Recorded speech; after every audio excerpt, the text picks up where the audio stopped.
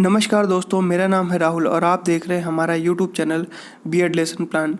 तो lesson plan की series में आज हम बात करने वाले हैं सामाजिक विषय के अंतर्गत एक लेसन प्लान की, जिसका प्रकरण है संवैधानिक उपचारों का अधिकार, जो कि उप विषय नागरिक शास्त्र से संबंधित है। तो जैसा कि आप लोग जानते हैं कि लेसन प्लान के फॉर्मेट में सबसे ऊपर हम पाठ योजना संख्या लिखते हैं, उसके बाद संस्था या विद्यालय का नाम जहां भी आप शिक्षण करने के लिए जाएंगे, और उसके बाद ब्लॉक्स बनाते हैं जिसमें दिनांक, कक्षा, वर्ग, विषय, उप विषय, कालांश और अवधि लिखते हैं। प्रकरण है आज का हमारा संवैधानिक उपचारों का अधिकार। सामान्य उद्देश्य है पूर्ववत। तो विशिष्ट उद्देश्य में पहला है ज्ञानात्मक। तो अगर आपको सामान्य उद्देश्य नहीं पता है तो एक बार हम सामान्य उद्देश्य भी देख लेते हैं। वैसे कि प्रारंभ के ही 4-5 लेसन प्लान में हम सामान्य उद्देश्य लिखते हैं अपनी कॉपी में, फाइल में, और उसके बाद उसे हम पूर्ववत लिखना प्रारंभ कर देते हैं। तो चलिए देख लेते हैं एक बार फिर से सामान्य उद्देश्य।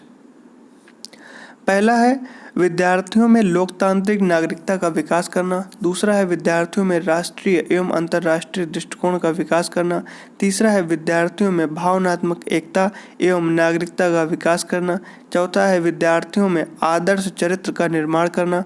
पांचवा है विद्यार्थियों में प्रजातंत्र के लिए दृढ़ विश्वास विकसित करना। छठा है विद्यार्थियों की मानसिक शक्तियों एवं वैज्ञानिक दृष्टिकोण को विकसित करना। सातवां है विद्यार्थी में देश प्रेम एवं राष्ट्रीय एकता की भावना का विकास करना।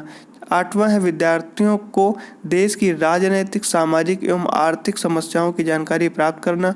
नौवां है विद्यार्थियों को नागरिक कर्तव्यों एवं अधिकारों का सैद्धांतिक एवं व्यवहारिक ज्ञान प्रदान करना। तो ये हो जाएंगे हमारे सामान्य उद्देश्य।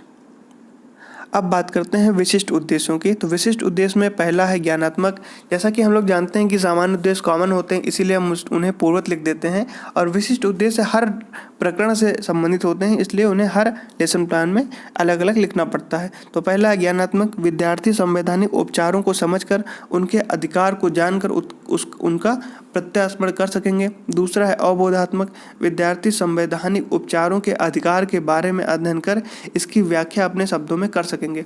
अगला है कौशलात्मक। विद्यार्थी संविधान में वर्णित संवैधानिक उपचारों के अधिकारों का गहन अध्ययन कर संविधान में वर्णित अधिकारों के विषय में अपना कौशल विकसित कर सकेंगे। अगला है अनुप्रयोगात्मक। विद्यार्थी संवैधानिक उपचारों के अधिकारों का विश्लेषण कर उन अधिकारों का अपने जीवन में प्रयोग कर सकेंगे। तो ये हो गए हमारे विशिष्ट उद्देश्य। अब बात कर लेते हैं सहायक सामग्री की। तो सहायक सामग्री में लपेट श्यामपट्ट पर संवैधानिक उपचारों का अधिकार से संबंधित महत्वपूर्ण बिंदु ये हमारे सहायक सामग्री में हो जाएंगे। शिक्षण विधि में प्रश्नोत्तर प्रविधि, व्याख्यान विधि और उदाहरण विधि का प्रयोग करेंगे। पूर्व ज्ञान में क्या है कि विद्यार्थी संविधान तथा मौलिक अधिकार में वर्णित संवैधानिक उपचारों के अधिकारों के बारे में सामान्य जानकारी रखते हैं। अब प्रस्तावना में ऐसे 2 कॉलम बनाएंगे। पहले में छात्राध्यापक क्रियाएं और दूसरे में विद्यार्थी क्रियाएं लिखेंगे। पहला प्रश्न लिखेंगे कि संविधान में हमारे लिए कौन सा अधिकार वर्णित है। तो विद्यार्थी क्रियाओं में उत्तर लिखेंगे कि मौलिक अधिकार। दूसरा है कि मौलिक अधिकार हैं कितने, तो कितने हैं 6। तीसरा प्रश्न पूछेंगे कि छठा मौलिक अधिकार कौन सा है, तो उत्तर में लिखेंगे कि संवैधानिक उपचारों का अधिकार। चौथा है संवैधानिक उपचारों के अधिकार किस अनुच्छेद में वर्णित है, तो विद्यार्थी क्रियाओं में लिखेंगे कि समस्यात्मक प्रश्न हो जाएगा ये, और ये इसी से हम अपना उद्देश्य कथन प्राप्त करेंगे कि बच्चों आज हम संवैधानिक उपचारों के अधिकारों का अध्ययन करेंगे। अब प्रस्तुतिकरण में ऐसे 3 कॉलम बनाएंगे। पहले में शिक्षण बिंदु, दूसरे में छात्र अध्यापक क्रियाएं, तीसरे में विद्यार्थी क्रियाएं लिखेंगे। शिक्षण बिंदु में लिखेंगे संवैधानिक उपचारों का अधिकार। छात्र अध्यापक क्रियाओं में प्रश्न लिखेंगे कि मौलिक अधिकारों का हनन होने पर हम किसकी शरण में जा सकते हैं। विद्यार्थी क्रियाओं में लिखेंगे संभावित उत्तर।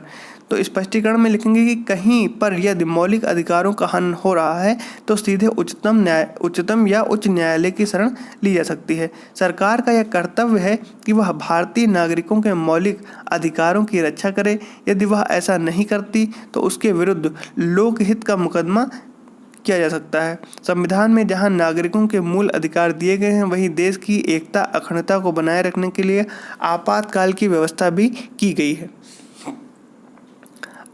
विद्यार्थी क्रियाओं में लिखेंगे कि विद्यार्थी ध्यानपूर्वक सुनेंगे। अब शिक्षण बिंदु में दूसरा लिखेंगे कि न्यायिक प्रावधान। तो प्रश्न करेंगे कि अधिकारों को लागू करने के लिए कितने प्रकार के न्यायिक रिटों का प्रावधान है। विद्यार्थी क्रियाओं में लिखेंगे संभावित उत्तर। स्पष्टीकरण में लिखेंगे कि इसमें संविधान में हमें 5 तरह के प्रावधान प्रदान करता है। ठीक है। पहला क्या है, बंदी प्रत्यक्षीकरण। तो बंदी प्रत्यक्षीकरण क्या होता है कि जब किसी व्यक्ति को अवैध रूप से बंदी बनाया जाता है तो सर्वोच्च न्यायालय या उच्च न्यायालय भी उस बंदी बनाने वाले अधिकारी को आदेश जारी करता है कि वह बंदी बनाए गए व्यक्ति को 24 घंटे के भीतर न्यायालय के समक्ष पेश करे। यह आपराधिक जुर्म के मामलों में जारी नहीं किया जा सकता।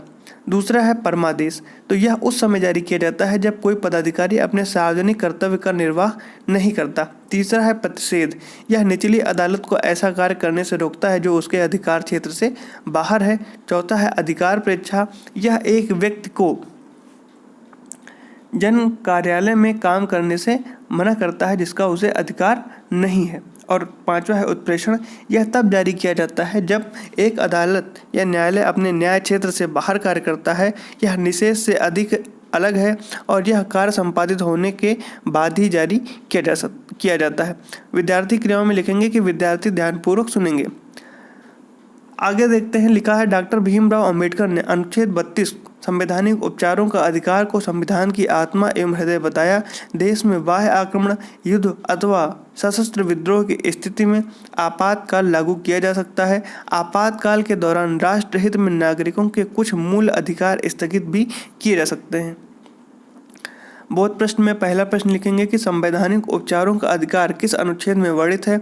उत्तर में लिखेंगे कि संवैधानिक उपचारों का अधिकार अनुच्छेद 32 में वर्णित है। दूसरा है सरकार का क्या कर्तव्य है। उत्तर में लिखेंगे कि सरकार का कर्तव्य है कि वह भारतीय नागरिकों के मौलिक अधिकारों की रक्षा करे। तीसरा है मौलिक अधिकारों के हनन पर किस प्रकार का मुकदमा दर्ज किया जा सकता है। उत्तर में लिखेंगे कि मौलिक अधिकारों के हनन पर कोई भी व्यक्ति लोकहित में मुकदमा दर्ज करवा सकता है। चौथा है संविधान की आत्मा क्या है। तो उत्तर में लिखेंगे कि संवैधानिक उपचारों का अधिकार संविधान की आत्मा है। निरीक्षण कार्य में लिखेंगे कि विद्यार्थियों को श्यामपट्ट सारांश लिखने का निर्देश देकर स्वयं संपूर्ण कक्ष का घूमकर निरीक्षण करेगा। मूल्यांकन प्रश्न में पहला है, ध्यान रखेंगे कि बोध कार्य हमेशा श्यामपट्ट पर लिखा जाएगा, उसी को हम लोग श्यामपट्ट सारांश भी कहते हैं। और मूल्यांकन प्रश्न हमेशा मौखिक रूप से पूछे जाएंगे और मौखिक रूप से ही इनका उत्तर भी प्राप्त किया जाएगा। तो पहला है कि न्यायिक आदेशानुसार बंदी बनाए गए व्यक्ति को कितने घंटे के भीतर न्यायालय के समक्ष पेश करें। दूसरा प्रश्न है कि परमादेश कब जारी किया जा सकता है। तीसरा है डॉक्टर भीमराव अंबेडकर ने किसे संविधान की आत्मा कहा है। चौथा है संवैधानिक उपचारों का अधिकार कैसा अधिकार है। और गृह कार्य में लिखेंगे कि विद्यार्थियों को घर से संवैधानिक उपचारों के अधिकारों को कॉपी में लिखकर लाना है। तो ये हमारे लेसन प्लान यहाँ पर समाप्त होता है। आपको वीडियो कैसे लगा कमेंट करके ज़रूर बताइए। वीडियो को लाइक करें, चैनल को सब्सक्राइब करें और अपने दोस्तों के साथ भी शेयर जरूर करें। धन्यवाद।